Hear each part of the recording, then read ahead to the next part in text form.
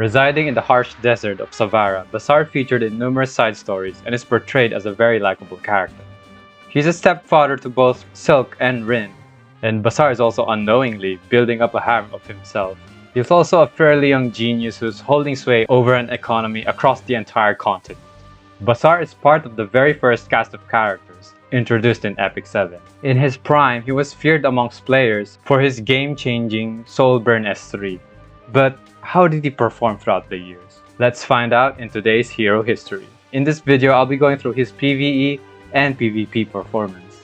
Let's kick things off with his PvE.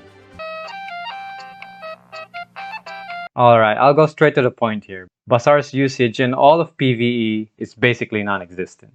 Pre-buff and post-buff Basar isn't used at all in the early stages of the game. But Ty, I use Basar all the time in Golem 13. Yeah, of course you do. Even after his buffs, which we'll get into later, didn't push up his usage at all in any PvE content. You could argue that he is usable in a couple of Abyss floors and some adventure stages, but yeah, that's pretty much about it. With PvE covered, let's get to the nitty-gritty part, his PvP performance. Yes, not only does Basar suck in PvE, he sucks at PvP as well. He doesn't even have a slight niche. Back then, he was completely outclassed by Dizzy. Basar's strip and unbuffable wasn't relied on that much since immunity sets weren't that popular back then. If you want to debuff the hell out of the enemy team, Dizzy is best in slot for the job. This trend continued on for a while even when immunity sets grew in popularity up until Balance Patch 9/5. Around late 2019, Balance Patch 9/5 gave a couple of buffs to Basar. All of Basar's skills got buffed, but the most notable buff in his kit is his soulburn ignore resist mechanic on his S3, with the addition of reducing the enemy combat readiness by 30%. He also received a base stat buff in his speed. Basar's base speed went from 103 to 108. As soon as this balance patch went live, his usage in PvP skyrocketed. Everyone and their mother started to build Basar and gave him their fastest gear possible. Basar was being used on both arena offense and defense. On arena offense, if Basar gets the first turn, it's basically game over for the enemy team. His S3 is honestly overloaded. Since he's a mage and has access to Tagal's ancient book, Basar can soulburn and guarantee the strip, unbuffable debuff, and minus 30% combat readiness. On defense, Basar was literally everywhere. You're considered lucky if you hit the refresh button and didn't see a single arena defense with a Basar. Basar on defense was a nightmare to face against. Some people run Abyssal Crown on him to make him as annoying as possible. If the Basar on arena defense managed to outspeed you, it's curtains for you and your team since Basar is paired with a lot of meta units back then like RB, Seaside Bellona, and Fallen Cecilia. His counters at the time was himself basically. If your Basar outspeeds the enemy Basar, you win. But if the enemy Basar outspeeds your Basar, then pray to RNGs for that 15% proc. There's even some players who just slap a Basar on defense with poorly optimized gear, or in some cases, without any gear at all, just to scare off some attackers. Basar continued to dominate the meta up until September of 2019, where we are first introduced to one of Basar's very first counters. Lilias was introduced into the meta, and she shook things up for a bit. She was a solid answer versus Basar for cleansing out the unbuffable on your team, and a solid chance to provoke the enemy Basar for 2 turns. Unfortunately for Lilias though, this did not last. Lilias' base speed stat is on par with Basar's. Not to mention, she isn't a very consistent counter to Basar, because Basar has a 50% chance to hit her with his shenanigans. A few weeks has passed and we are then introduced to another counter to Basar. Released around October of 2019, Desert Jewel Basar was introduced to the meta. If you take one good look at his S3, it is clearly meant to counter Basar's S3. Unfortunately for DJB, he wasn't that good of a counter versus Basar.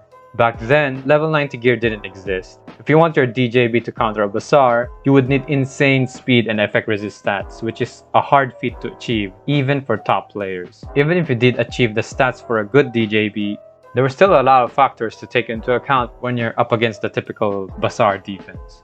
With this in mind, Green Basar continued to dominate the PvP meta.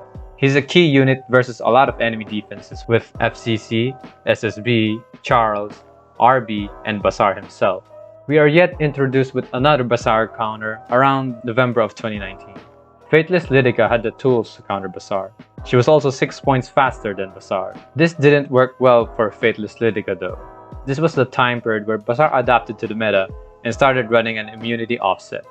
Fallen Cecilia is commonly paired with Basar on arena defense. This means that her S2 is going to strip the barrier and not the immunity. This was the same case with Cowrick, who was released a few months afterwards.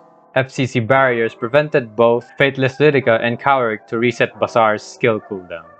With this in mind, Basar continued to become the premier opener and debuffer in the meta. At this point in time, there were no signs of his reign slowing down. The only units that can remotely check him are Lilias and hitting that refresh button. Around April of 2020, the Reforged system got introduced. This allows level 85 hunt gear to become more stronger and more inflated with stats. This update turned Basar into an even scarier opener. Basar became faster and faster throughout the months, and the arena started to become a coin flip as to who has the faster Basar. Basar builds also got bulkier due to the sheer inflation of stats that level 90 gear provides. This makes Basar even more annoying to deal with and provided him with more longevity when paired with FCC and a Soul Weaver. Basar can potentially snowball the match once he fired off his second S3. The PvP meta continues to revolve around Basar up until one fateful day around July of 2020. Holiday Yufin was released, and I kid you not, once Holiday Yufin hit the live servers, Basar on arena defense completely vanished. Holiday Yufin's whole kit screams, "I counter Basar and only Basar."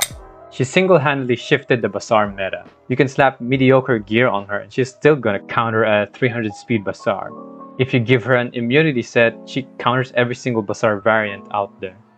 Basar on arena defense may have fallen out of the meta, but what about the offensive side? Basar is still a great unit to use on arena offense due to the sheer value of his S3. The strip and pushback is really handy versus FCC and friends. Basar on arena offense started to fall off though around November of 2020 and onwards. Cerise and Fairy Tail Tenebria were both strong contenders for the control and debuff role. They are also paired together on arena offense and defense due to the amount of debuffs they can dish out. As time went on, the arena and guild war meta continued to shift one after another. He was still an amazing unit for sure, but his slow speed keeps holding him back and power creep started to kick in. The final nails in the coffin was the popularity of Angel of Light Angelica, who single-handedly warped the meta to what it is today. Let's not forget about Bellion, who took away Basar's access to Tagahels upon entering a battle, and the newly released Conqueror Lilias, who not only strips immunity set, but also provides a vigor buff to all of her allies. She also offered a single target redirected provoke, minus 25 combat readiness, and grants herself and an ally a barrier for 2 turns. Talk about overloaded. Oh, by the way, did I mention that she's way faster than Basar? Basar's arena and guild war history went downhill ever since the introduction of Holiday Yufin. But regardless, Basar had his fun under the sun.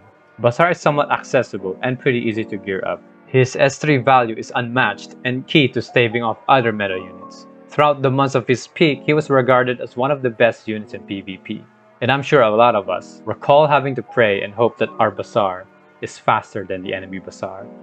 Now, let's get into World Arena, or RTA. You guessed it and you know it, Basar is undoubtedly one of the best units on RTA. Basar is extremely flexible and can provide a number of roles. He enables cleave compositions, crowd control comps, and bruiser comps. Basar not only enables these type of playstyles, he also disables them. The only reliable options to counter him is to hope that you outspeed him. Faithless Lydica and Lilias are good checks versus Basar because of this reason. Basar had a couple of variations in this season. The most common build is the Fast Tagahels Basar, which is pretty straightforward, and the Abyssal Crown variant. Abyssal Crown Basar is really good in this meta because immunity and high resist units wasn't that popular. Basar can potentially stun the enemy opposition and snowball uncontrollably from there. Basar's S2 is also a really great tool to proc stun and further debuff the enemy team. His usage was so prevalent due to his sheer flexibility, strength, and value. With all that said, Basar maintained a high pick and win rate. He also became the second most banned hero on RTA. Unfortunately for Basar, this is where he started to fall off a bit on RTA. Holiday Yufin arrived at the scene to stop Basar's shenanigans, and the meta was now a heavily tank favorite. Now don't get me wrong, Basar is still strong with and against these type of teams, but there are now a handful of good counters to threaten Basar. Falconer Clury became the best first pick in the game due to the popularity of Remnant Violet.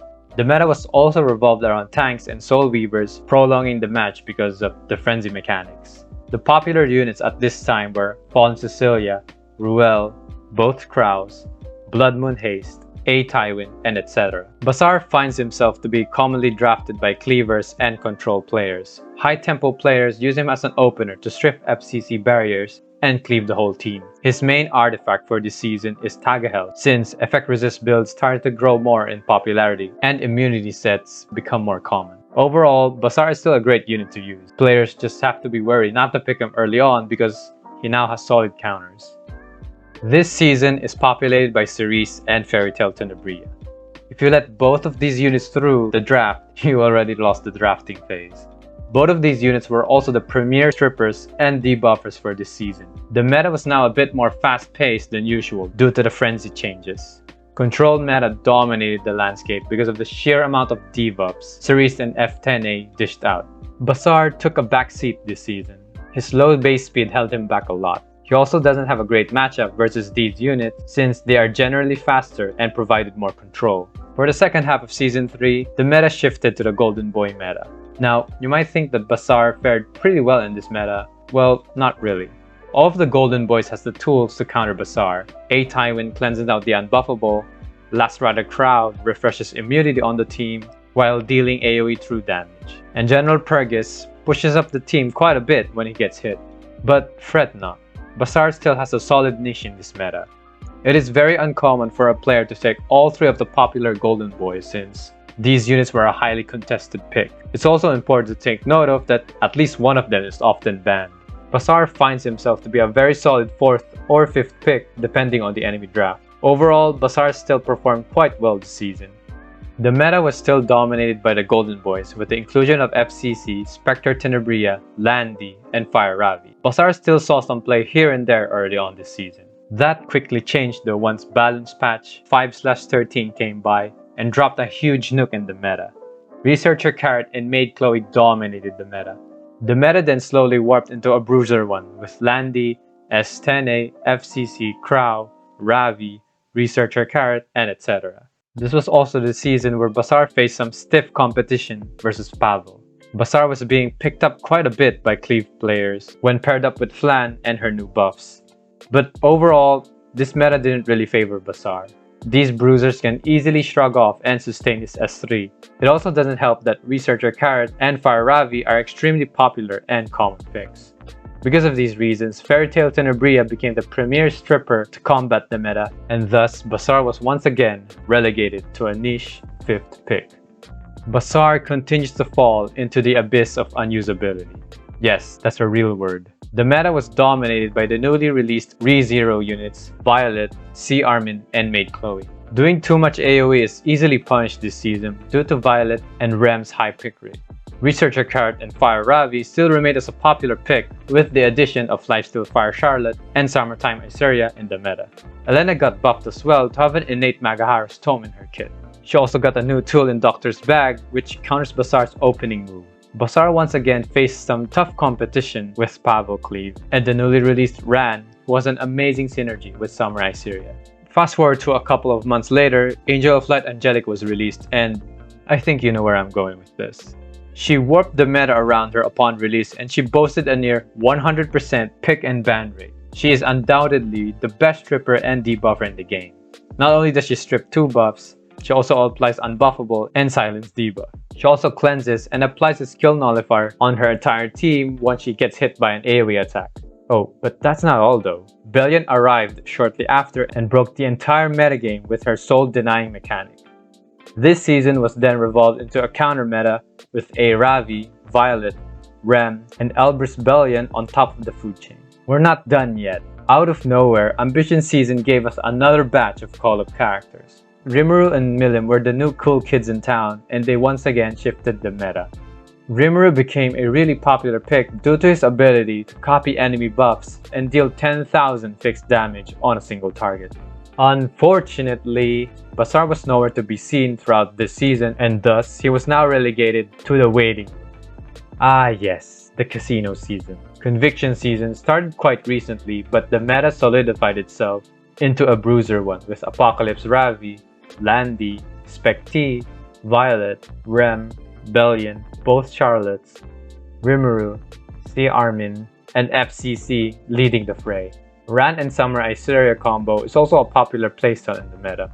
Angel of Light Angelica is still as strong as ever, and it doesn't seem like it's going to slow down anytime soon. The newly released Conqueror Lilius didn't do any favors as well. She broke the meta as soon as she stepped in, and she's been having a very high pick and ban rate. And that's it. That is Basar's entire competitive history.